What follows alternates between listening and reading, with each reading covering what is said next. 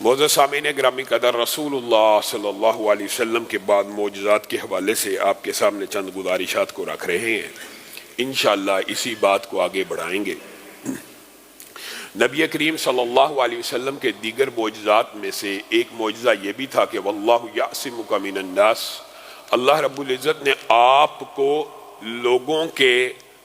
اچانک ناگہانی حملوں سے بھی محفوظ فرمایا تھا، اور رسول اللہ صلی اللہ علیہ وسلم کے اوپر جس بدبخت نے جب بھی کبھی ناپاک حملے کی جسارت کی، اللہ کی مرضی ہوئی تو احد میں رسول اللہ صلی اللہ علیہ وسلم کو ضرب بھی لگ گئی، اور اللہ کی مرضی نہ ہوئی تو متعدد واقعات معجزات کے باب میں محدثین نے بیان کیے ہیں کہ بنو مخزوم کا ایک شخص رسول اللہ صلی اللہ علیہ وسلم کی طرف پتھر پھینکنے لگا۔ پتھر اٹھایا، رسول اللہ کا چہرہ اس طرف تھا، وہ پیچھے سے آپ صلی اللہ علیہ وسلم کو پتھر شرارت کے طور پہ مارنے لگا۔ پتھر جب پھینکا، پتھر ہاتھ سے چپک گیا، ہاتھ اور پتھر آپس میں جدا نہیں ہو رہے۔ دوبارہ جھٹکا دیا، کوشش کی کہ پتھر ہاتھ سے الگ ہو جائے، پتھر ہاتھ سے الگ نہ ہوا، ڈر گیا، کہنے لگا یہ کوئی عجیب و غریب معاملہ ہے، میں آج کے بعد ایسی حرکت نہیں کروں گا۔ طبیب کے پاس گیا اور کہنے لگا یہ کیا ماجرا ہے کہ پتھر اور ہاتھ آپس میں چپک گئے ہیں، ایک دوسرے سے جدا نہیں ہوتے۔ طبیب نے بڑی مشکل سے اس کے پتھر کو اس کے ہاتھ سے جدا کیا۔ بہرحال وہ شخص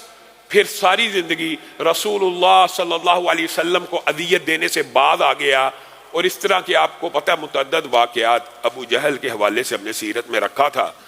کہ سامنے فرشتوں کو دیکھا، اللہ رب العزت کے مکرم ملائکہ کو دیکھا جب حملہ آور ہونے کی کوشش کی۔ اسی طرح ایک مرتبہ قریشی بعض نوجوانوں نے رسول اللہ صلی اللہ علیہ وسلم کو اذیت دینے کی کوشش کی تھی، تو اسی وقت اللہ رب العزت نے ان کی نگاہوں کو اچک لیا تھا۔ وہ محمد رسول اللہ صلی اللہ علیہ وسلم سے گزارش کرنے لگے ہم پہ رحم کیجئے، ہم پہ رحم کیجئے، اللہ سے دعا کیجئے ہماری نظروں کو واپس لے آئے۔ تو رسول اللہ صلی اللہ علیہ وسلم نے ان قریشی نوجوانوں کے لیے دعا کی تھی اور ان کی نظریں واپس آ گئی تھی۔ اسی طرح غورث بن حارث کا جو مشہور واقعہ ہے، وہ رسول اللہ صلی اللہ علیہ وسلم کو تنہا پاتا ہے، اپنی تلوار نکال کے، پہلوان ہے، طاقتور ہے، مشہور واقعہ سب نے ہمارے بچپن میں نصاب کی کتابوں میں بھی ہوا کرتا تھا، پتہ نہیں اب وہ ہے واقعہ یا نہیں۔ تلوار کو نکال لیا اور رسول اللہ صلی اللہ علیہ وسلم آرام فرما رہے ہیں، رسول اللہ صلی اللہ علیہ وسلم کو بیدار کیا، تلوار ہاتھ میں پکڑی ہوئی ہے، اور رسول اللہ کو مخاطب ہو کے کہتا ہے اب بتائیے، آپ جو اللہ کا نام لے لے کے لوگوں کو تبلیغ کرتے ہیں، آپ بڑی باتیں کرتے ہیں، معاذ اللہ، اس طرح کے الفاظ اس نے کہ اب آپ کو مجھ سے کون بچائے گا؟ رسول اللہ صلی اللہ علیہ وسلم مسکرانے لگے، کہا اللہ، جیسے اللہ نے پہلے مجھے لوگوں سے بچایا تجھ سے بھی اللہ بچائے گا۔ وہ بندہ ہاتھ میں تلوار لیے کھڑا ہے،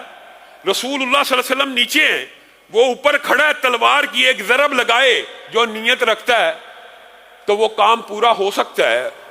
اس کے اوپر رسول اللہ صلی اللہ علیہ وسلم کا جواب سن کے کپ کپی طاری ہوگی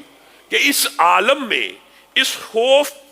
زدہ ہونے کی بجائے آپ مسکرا رہے ہیں اور مجھے کہہ رہے ہیں کہ مجھے اس عالم میں بھی اللہ بچائے گا۔ پھر ہمت کو جمع کیا، کہا آپ کو اس وقت اس عالم میں کون بچا سکتا ہے؟ رسول اللہ صلی اللہ علیہ وسلم نے کہا اللہ مجھے بچا سکتا ہے۔ آپ کا یہ جملہ سننا تھا،